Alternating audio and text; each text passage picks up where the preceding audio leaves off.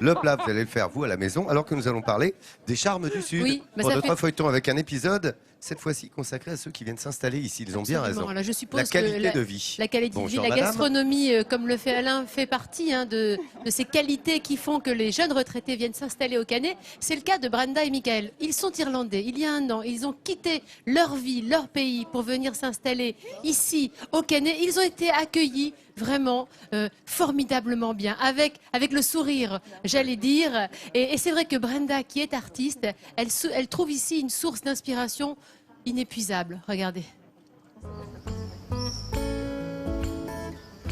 Dans la charmante ville du Canet, sur la Côte d'Azur, derrière les murs de certains immeubles, parfois, on n'entend pas chanter l'accent provençal, mais la langue de Shakespeare.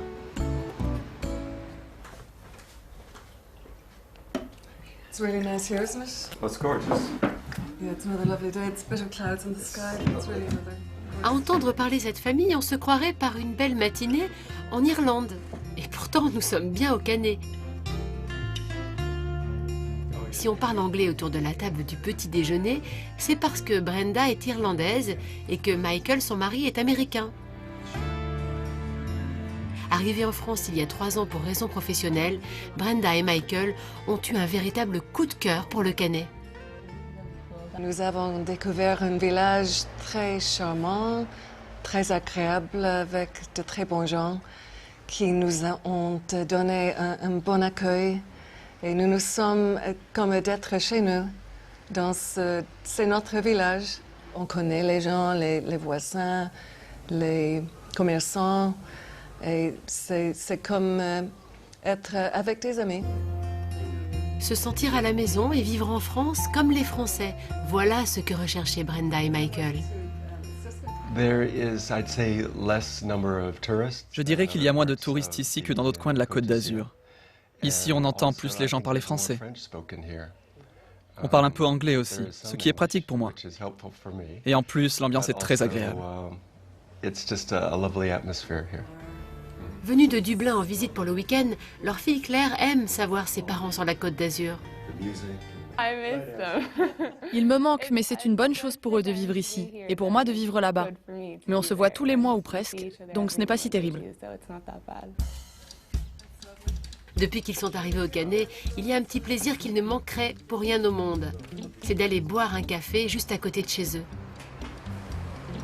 Bonjour Marlene, bonjour Jacques. Ça va? Bonjour. Ça va bien? Très bien, Ça va? merci, oui. Salut Claire, ça va? Jacques est le propriétaire de ce charmant salon de thé, une véritable institution locale. Son sens de l'accueil a fait des merveilles auprès de Brenda et Michael. Ils se sont tout de suite sentis adoptés. Je suis venue chez Jacques la première fois que je suis arrivée au Canet pour visiter le musée Bonnard. Parce que c'était l'après-midi, tout était fermé. Mais Jacques est ouvert non-stop. Et j'ai pris un déjeuner ici. Et c'est lui qui était très gentil, très sympa, qui m'a introduit au Canet. Dans la famille. Merci. Eh oui, correctement les clients. Oui. On échange, moi j'apprends beaucoup de choses d'eux, je leur transmets des choses sur ce que je connais de la commune. Je ne parle pas couramment l'anglais, mais bon, petit à petit, On se comprend bien. on se comprend bien. Voilà.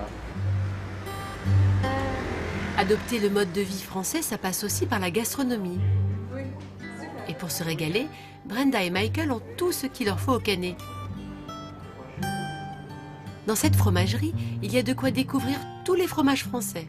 On peut s'orienter majoritairement sur les petits fromages de chèvre, puisque là, on est en pleine saison des fromages de chèvre, et notamment la Provence. Et pour Brenda, venir ici, cela représente plus que de simplement faire ses courses. C'est une véritable expérience culturelle. C'est tout différent d'aller dans un supermarché aux États-Unis ou en Irlande, d'être en France en mangeant de bonnes choses comme ça, en rencontrant les bons gens comme ça. C'est tout beau. Brenda est peintre professionnelle depuis de nombreuses années. Et pour elle, le Canet est une inépuisable source d'inspiration. Ici, sur la Côte d'Azur, elle fait apparaître ce qui a attiré tant de peintres dans cette région, la lumière. Les couleurs sont plus fortes au soleil, qu'en Irlande. Il y a beaucoup de ciel gris, de pluie. C'est plus difficile à trouver un beau jour pour peindre en plein air. Ici, on peut le faire toute l'année.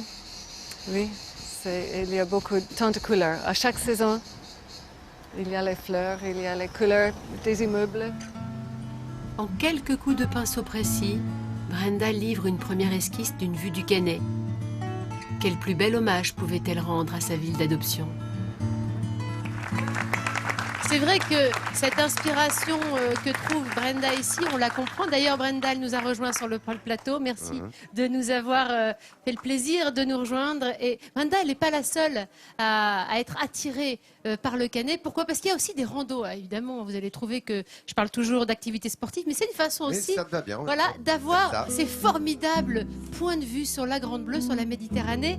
Une petite rando autour du Canet, le long de l'ancien canal de la Siagne. Et regardez, on est dans des petites ruelles comme ça, avec de la verdure, avec cette vue magnifique, on n'a qu'une envie, c'est de s'embrasser. Je trouve que c'est une rando très romantique. Comme beaucoup de randos ici, tout se termine souvent en bord de mer, avec les bateaux, avec ce calme, cette volupté. Et on comprend pourquoi cette région Provence-Alpes-Côte d'Azur était la deuxième région la plus attractive de France et pourquoi on vient ici au Canet pour couler des jours heureux. Parce qu'on y est bien. Voilà. Merci beaucoup, Nat. Demain, évidemment, on aura la suite de notre feuilleton sur les charmes du Sud. Et c'est vrai qu'on y est bien ici dans ce Sud. Vous avez vu, c'est ça en fait. On essaie de vous montrer qu'il y a vraiment une qualité de vie, qu'il y a une profondeur et d'énormes valeurs également ici en Provence-Alpes-Côte d'Azur et dans les Alpes-Maritimes.